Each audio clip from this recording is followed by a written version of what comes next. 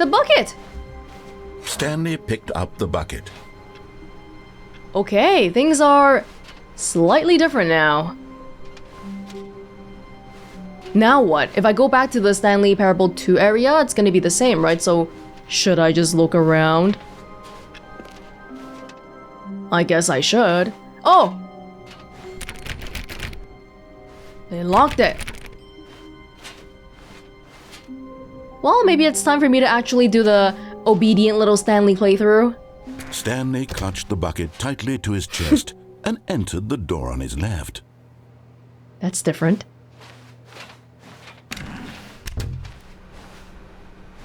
Speaking about sequels, I feel like people assume that a popular game gets made, sequel gets made, therefore money gets made. But I think sequels making more money probably only applies to really big franchises like Hollywood movies and stuff. Otherwise, sequels probably actually make less money. Cause for example, if this was actually named the Stanley Parable 2, someone who hasn't played 1 is gonna be turned away from it. They're gonna see it and they're gonna be like, oh no, well I haven't played the first one yet, so I guess I won't even pay attention to this then. Still no one was here.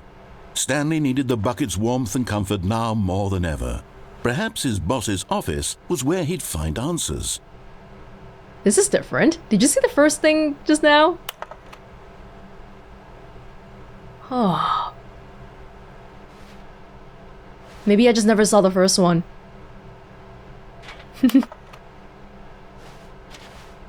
Heh. Oh, Stanley, can you feel it?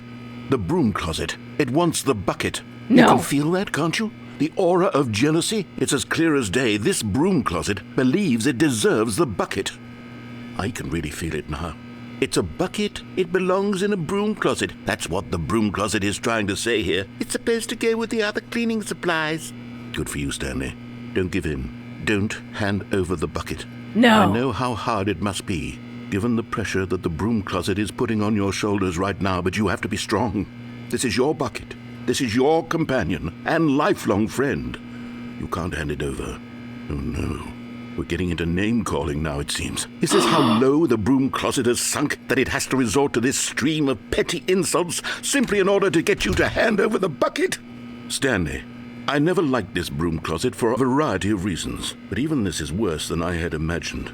And wait, now the broom closet has the gall to imply that you and the bucket are not truly deep and lasting friends? What? That your relationship is purely superficial and convenient? No! That your life is so banal and meaningless that you'd feel the same sort of kinship towards any inanimate object which happened to lay in your path in an even partially enticing manner? Well, I never. Go on, Stanley. Lay into it. Really tell the broom closet off for its demeaning comments. Expand on the wide variety of experiences you and the bucket have shared together. Go through each of them point by point. Share your journal entries detailing the rich emotional landscape of your feelings for the bucket as they have changed and evolved over the years. Let him have it. Yeah, we went through the whole ending together, okay? We were in that hole, we were falling for ages, we were falling down, and then we teleported Okay, back up. I've got you something which I think will help settle this debate once and for all. Here we go. There. Ow! Now it's settled. No more debate, no more discussion. Take a hike, broom closet, with all your meandering philosophical diatribes about the nature of cleaning supplies and their relationship to broom closets in the natural order of things. Yeah, it's mine. Did you see it? Do you know how to read? It says property of Stanley. All right, I've got a second sticker back here, and I'm going to slap it on as well because I think it's appropriate. You see? I feel that it works because the sticker is also a bucket. That way, if you're ever unsure whether the thing you're holding is a bucket or not, you can look down at this sticker and say to yourself, ah, it's a bucket. There really is a wide variety of applications for this sticker. It's beautiful. Thank you. Thank you, narrator. Do you have a sticker making machine around here somewhere? I'd love to make a few more. You know what? I could take the name-calling and the dismissal of your kinship with the bucket, but now the broom closet is just giving us the silent treatment. And to be honest, I'm sick of the pettiness on display. You can stay here all you like, but I've had it with this impetulant room of cleaning supplies. Easily the most childish such room I've ever been in. I'll see you outside, and we can get on with the story about you and your bucket. He actually left. You could hear he was walking away a little bit. Ah, so this changed because now we have the bucket. So even the other endings, if we go with a bucket, maybe they'll be slightly different. Narrator? Hey, I'm outside. Okay. Oh. Coming to a staircase, Stanley and the bucket walked upstairs to the boss's office. All the lines are different now. It mentions the bucket in all of them. We never even got to see the mind control facility yet. Where is my boss anyway? Hey! You found one of them. One of the miniature Stanley figurines. Remember, no reward for collecting all of these, only the intrinsic pleasure of a job well done. You can't buy that sort of happiness, Stanley. God knows I've tried. So, I implore you to savor each and every moment you come across one of these beautiful figurines. We'll see, okay? Yeah, something about not trying to go on a collectathon spree and all that. Okay, 2845? 2845? Stepping into his manager's office, Stanley was once again stunned to discover not an indication of any human life. Crushed by the weight of this revelation, Stanley may have broken down into an emotional dumpster fire if not for the soothing presence of the bucket. Even now, in his darkest of hours, did the bucket's warmth and guiding light pierce the dark clouds of confusion and chaos. It would be with him always. The bucket would, and he knew it. The two of them were inseparable. At this point, Stanley was so absorbed in the tender spiritual connection he shared with the bucket that he didn't notice the keypad behind the boss's desk. Nor in his bliss of simply being near the bucket did he have any notion that the PIN number for the keypad was 2845. I guess me and you, Bucket, will just be staying around here and... Hey, if the boss isn't here, we'll just take over this room. Doesn't seem like we can go home, so we can crash here. Stanley just sat around twiddling his thumbs. Trying to input anything on the device was useless, since he could never possibly know that the combination was 2845. Okay, fine. This time I will. But Stanley guessed the correct code by sheer luck. Was it that the bucket knew all along? Was the bucket guiding him? Yes. Yes. This is certainly the most logical explanation. We should give our beloved bucket a name.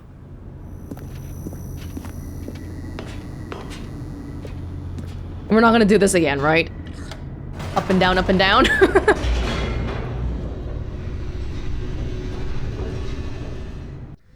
The elevator raced downward, plummeting towards an unknown fate.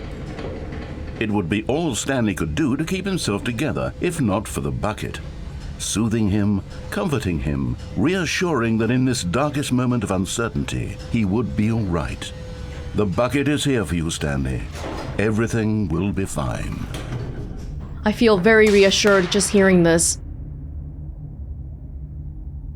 I'm tempted, but let's listen. Stanley and the bucket walked straight ahead through the large door that read, Mind Control Facility. Oh, that's so tempting. Okay. Right. So back to the actual, the actual plot here. Stanley is working in his room, and if light is on, call external 914 immediately. Right. So we're in an office building. and we find that all our coworkers are gone, including our boss, and we go down to a secret door behind my boss's office, which there's a thing that says mind control facility. Okay. Oh god. Bucket. Bucket, I'm scared. Hold me. The lights rose on an enormous room packed with television screens. What horrible secret did this place hold? Stanley and the Bucket both wondered to themselves. Am I being mind controlled? Or am I the only one who didn't get mind controlled? Somehow the aliens left me behind. The aliens? Employee Observation Protocol. Oh, I can't read the text, but I can read the title.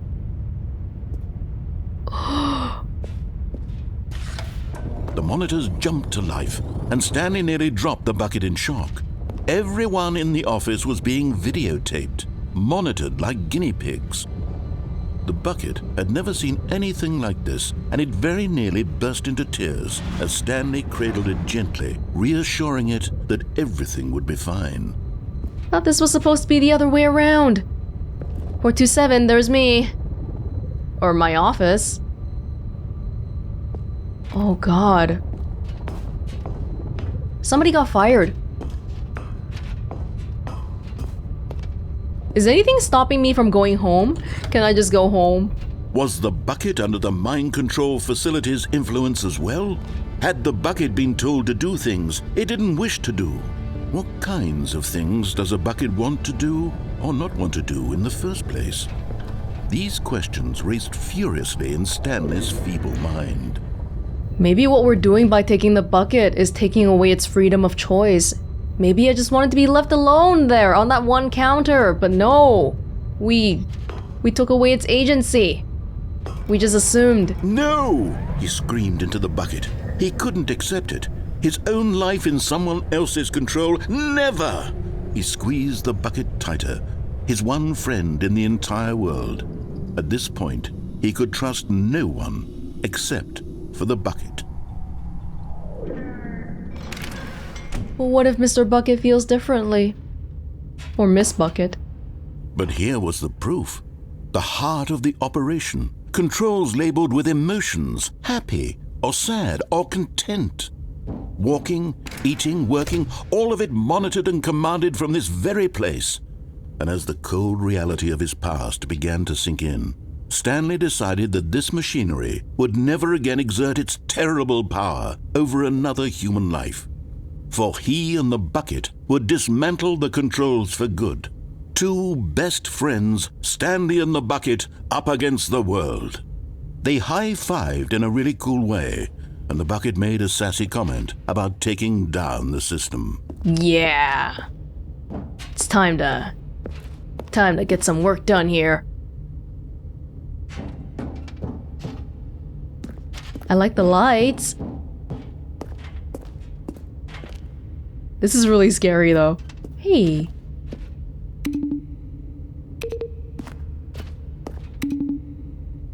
Okay. Console disabled. There's one... Well, it's gotta be the power, right? We gotta turn on the power, and everything will work. Bucky.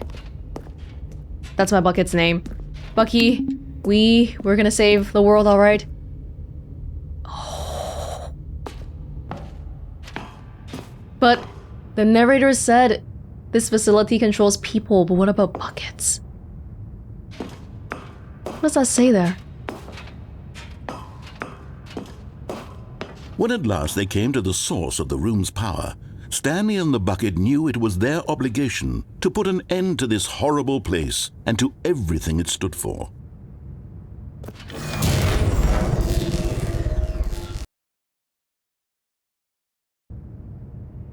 Stanley and the Bucket waited in blackness.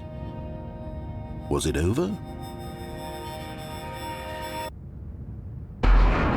Yes, they had done it. Really? Stanley and the Bucket had defeated their greatest and darkest enemy, freed themselves from the tyrannical grip of the evil mind control machine. Freedom was now mere moments away. Excitedly, the two of them began to discuss the kind of life they wanted to live once they stepped through this massive door. The bucket wanted to learn to roller skate. Stanley wanted to sneeze in every country on Earth. Both of them wanted to begin watching a movie, any movie, but then stop it halfway through and begin watching it in reverse from the end. True, it was a simple life they envisioned, but it was one they'd lived together, with one another to lean on, to trust, to support, and to... Oh! What? Wait.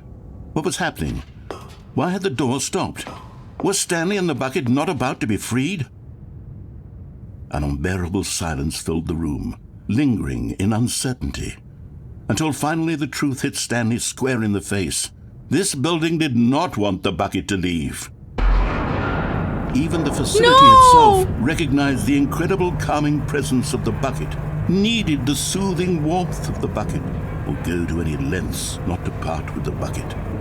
No. Stanley can't leave this place, not while he has such a precious bucket in his arms, not while this building has anything to say about it. Stanley realized he would never again leave this very room, but at least he has the bucket. To be trapped eternally in darkness isn't really so bad, Stanley thought to himself. As long as I have my bucket with me, right? I'll be okay, won't I? Stanley gulped. Very soon now, he was about to find out. Oh, that was... I actually did want to see the rest of the facility, but we'd have to do all that again and then press on this time, right? All of his co-workers were gone. What could it mean? Stanley decided to go to the meeting room. Perhaps he had simply missed a memo. Finger finders. You're back! Your stickers are here. Stanley lifted the bucket into his arms, and a wave of comfort rushed over him. Yes. Well, okay. I honestly can't remember if that's new or old. Well, the bucket stuff is obviously new, but without the bucket, was that like that before? Stanley clutched the bucket tightly to his chest and entered the door on his left. Let's go somewhere entirely different today. This was not the correct way to the meeting room, but Stanley had felt the bucket calling to him, telling him that the employee lounge was simply the place to be. Yes, let's.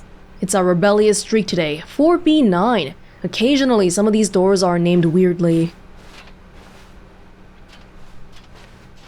And here it was. Had the bucket turned out to be correct? Was this better than the meeting room? Yes, Stanley thought to himself. Yes, perhaps it truly was. How insightful the bucket turned out to be. Yeah, because we can at least grab a drink or something here. No more crazy. Truly, being here with the bucket was a grand adventure. Stanley reflected on all they'd been through together. First, walking through the door on the right, then walking to the lounge, then arriving at the lounge. What a thrilling journey the bucket had inspired. We've been through so much by now. Never mind. The bucket was wrong. Stanley took the door on his left to go back to the meeting room. Maybe if I stayed in there for longer, there would be more?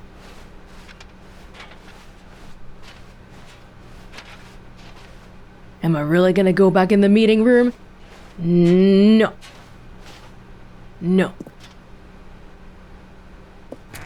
No, said the bucket. Don't go to the meeting room. Go somewhere else. The cargo lift, yes. Go there. Go to the cargo lift. Oh, it sounds like some residual mind control influence from Bucky here.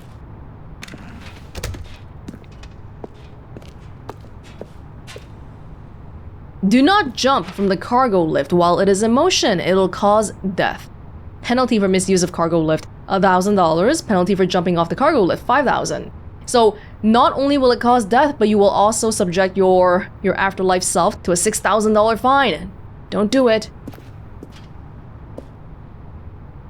Hey! There's a collectible there. What? Wait, this seems... Wait, let's get the collectible first. Oh god. Another miniature Stanley figurine. This, there really must be a snappier name for these things. What about mini-stands? Stanley figs? What about Stanlerines? Yes, I think I like that. Another Stanlerine under your belt. Wow, we're at half already. Stanlerine kind of makes me think of a latrine, though. I'm not sure if I like that. If I just fall down here, what'll happen? Okay, I wanted to try going further back. Is it possible? Oh! Yes, it is possible. I'm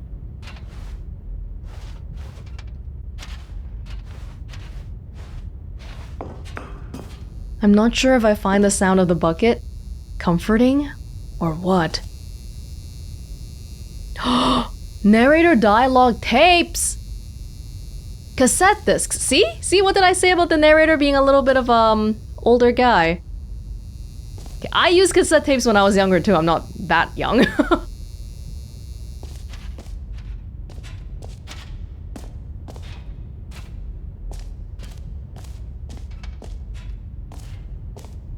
Oh. Well, I feel like... Wait, did we wander into the back end? Narrator? I've got all your dialogue here. Who made a mess of this place? Wait, what? The tape inside says evidence number 252. Evidence? Of what?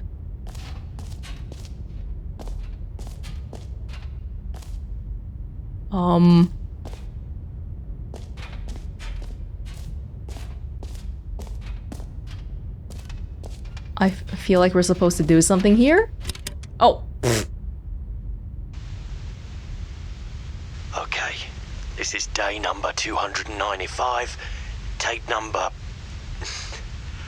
I don't even know. I've lost track. Nothing feels real anymore. The longer I study this bucket, the less sense anything makes. The sheer euphoria I feel every time I pick it up. No matter how many times I've done it, it's always the same feeling. And the emptiness in my chest when I set it down. It doesn't make sense. There's no explanation for it. I still haven't figured out why I see the world so differently when this bucket is in my arms. It's love. Why everything feels so... What do I do with this treasure? I can monetize it. Yes. Of all the things! It's unthinkable the amounts of money people will pay for even just an hour with the bucket. This is my golden ticket. But I have to be careful, because as soon as this gets out, there's going to be a target on my back. Even now, I don't know who might be trying to get... What's that? Who's there? Camporata.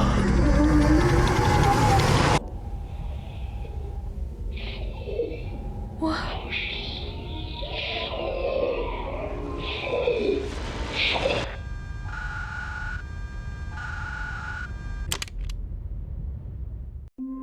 Oh God.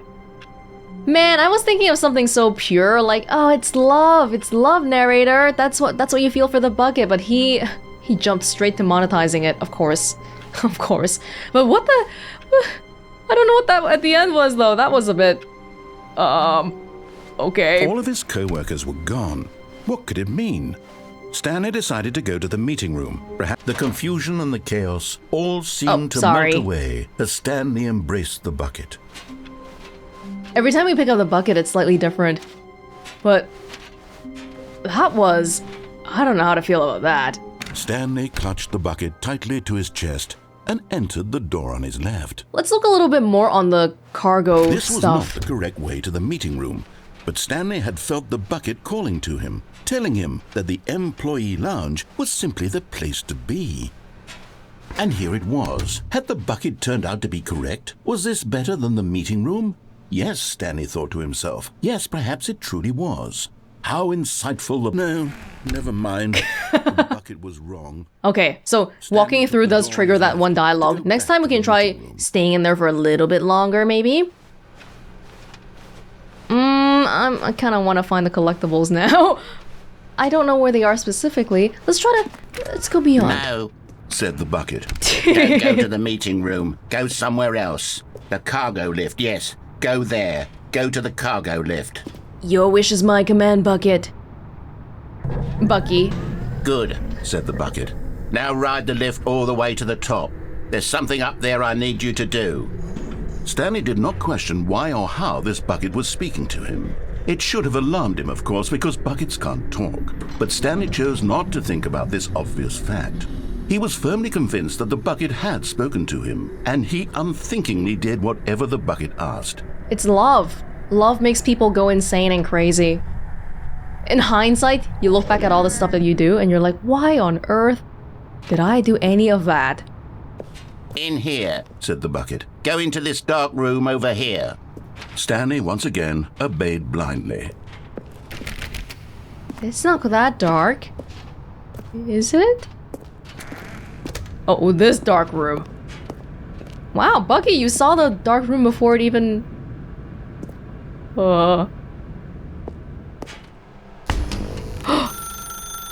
Now pick up the phone. Said the bucket. Pick up the phone and it will take us back home where we can go about life together. Whoa, hold on. Why did you unplug the phone? Were you trying to resist the bucket's orders? Stanley, I was joking. Obviously, the bucket isn't talking to you and telling you to do things. Buckets can't talk. It was a joke. Don't you get the joke? It's funny, Stanley. A talking bucket. Can't you see? Oh, goodness. I must have really bungled up the delivery if you actually took me seriously. Where did I mess up the joke? Should I have paused for longer or spoken quicker? Comedic timing is so difficult. I wish I were better at it. But there isn't exactly an instructional video on comedy that one can watch to fully... Oh, wait, yes, there is. It's sitting right here. Let's take a look. I can't put it back in. I'm sorry, it's because you were so immersive. What is comedic timing? What is comedic timing? How does it work? How long should it last? How can it be used to effectively silence your political enemies? Oh! And more importantly, can it be taught in its entirety within 90 seconds? Thankfully, the answer to all of these questions is yes. Let's dive deeper. If you've ever told a joke or made someone laugh, in all likelihood, you did it while standing 50 to 80 centimeters from them in a room of no more than 76 degrees Fahrenheit, with one of your arms raised straight upward What's that in Celsius? at a 15-degree angle from your body. These are the optimal conditions for good comedic timing. To begin the joke, start by stating and spelling your name. Jim. Next, provide a brief synopsis of the joke, including the specific times at which the recipient of the joke will laugh, and then spell out your name a second time. With these steps complete, it's time to begin the humor. Speak the entire joke in no more than 18 seconds and no less than 13 and a half, pausing only for bathroom breaks when necessary. When the joke has concluded, it is customary to inform your listener that the joke is over by declaring in your loudest possible voice, "I'm Dunny with the funny." Let's practice screaming, "I'm Dunny with the funny" now. I'm Dunny with the funny. Good. This saying is a perfect example of expectations management, which is the cornerstone of good comedy. Finally, it's time to hand out surveys. Collecting hard data from your audience on how rapt they were throughout the joke is the only way to grow or learn as a comedian. An effective survey should be no less than 10 pages long and should include the same question reprinted several times. just to ensure the survey taker is actually paying attention and not simply filling in answers at random. And that's all there is. With these strategies at your disposal, you'll have audiences doubled over in laughter and even tripled over in laughter in no time at all. Just remember to let them stop laughing at some point, you gut-busting little scamp. After all, we're each of us needed on the front lines of the war to fight the 12-legged invader who threaten our very existence, and who very likely die in a hailstorm of bullets and mandibles. All of us must be prepared to give our lives to this noble cause, just as our children must do after us, and their children after them. Godspeed, and may Earth reign supreme. Hey, goodness, this video is a little outdated, isn't it? Well, no matter. I think the fundamentals of proper comedic timing are still as relevant today as they were back then. So with that in mind, I believe the only way forward is for us to return to the 2 doors and walk through all of this again, so I can try telling my story with more appropriate comedic delivery. Come along, let's head back. Okay, sure. I'm really sorry for ruining your joke. We can do it from the beginning.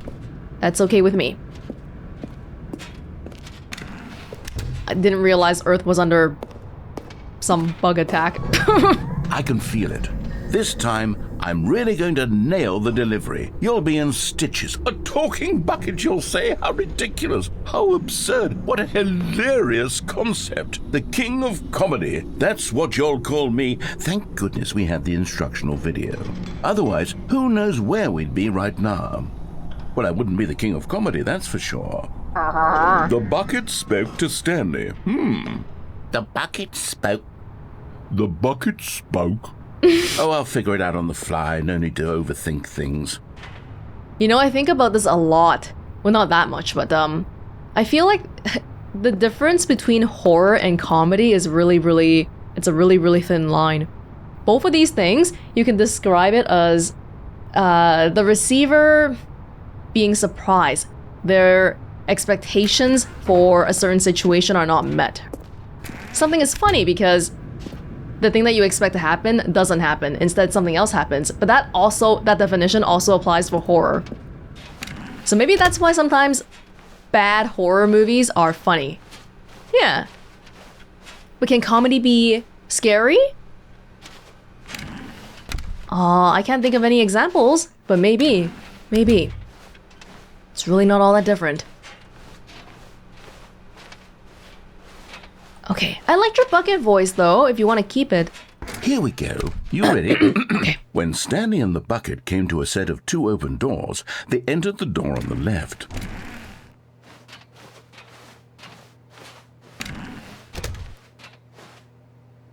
Oh, we're going back to the room? We're back at the phone already? No, what's going on? There was supposed to be several rooms leading up to this. There was supposed to be a build-up to this point, a dramatic display of remarkable comedic wit which culminates in this scene with the phone. But now the timing's completely off. The joke will never land, or not the way it was meant to. And it's all my fault. I must have forgotten that the phone room comes immediately after the 2 doors room. No. What an egregious mistake. Something is I wrong. made a fool of myself. I don't deserve the title of King of Comedy. I'm nothing. I'm not even the lowliest joke-telling whelp. I think I need to go back and rewatch that instructional video again. Yes, surely that will help me improve my... Here we go. You ready? When Stanley and the bucket came to a set of 2 open doors, they entered the door on the left. Hey, my bucket is missing a sticker. Where's my sticker? Oh.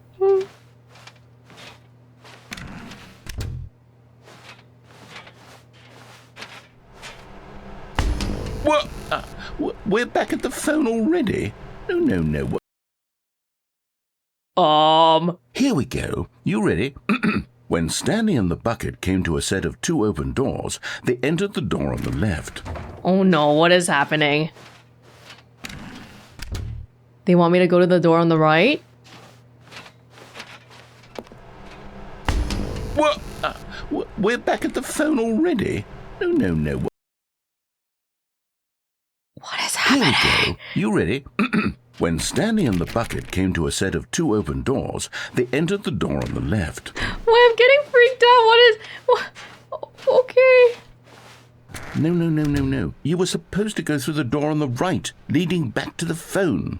Did you not even look at the instructional video? I think this is all covered very clearly. There's no way I can make the comedic timing work now. It's done. The joke is completely done and over. It's all your fault, Stanley. I'm going sorry. to be ridiculed in the community of other joke writers. I'm going to be shamed at every one of our meetings from now on. All because you couldn't watch a simple video and take a hint. Are you proud of yourself for bringing me down, Stanley? Are you proud? Stanley, you love the bucket so much it's like you... it's as though all of your other most prized possessions pale in comparison. Yes. Well, let me try that again, Stanley. Pale. I heard that you are pale with shame over how unabashedly in love with a bucket you are. No? Still not? Is it the delivery? Pale with shame. Pale with shame? Pale... What's another word to describe a bucket? Stanley, this bucket is so mental. I think I saw it playing guitar. No. We're getting away from making fun of Stanley's obsession with the bucket, which was the whole point of this. I'm no good at these jokes. I need more instructional videos. That's exactly what it is. That's what will make me the king of comedy again. More instructional videos. Let's see. Am I having an out-of-body experience? Oh my god, that was... I don't even know what to say to that. That was creepy in its own little way too. I vaguely recall a out-of-body ending in the original one as well, I think. Gonna take a break right here, and we'll be back in a jiffy.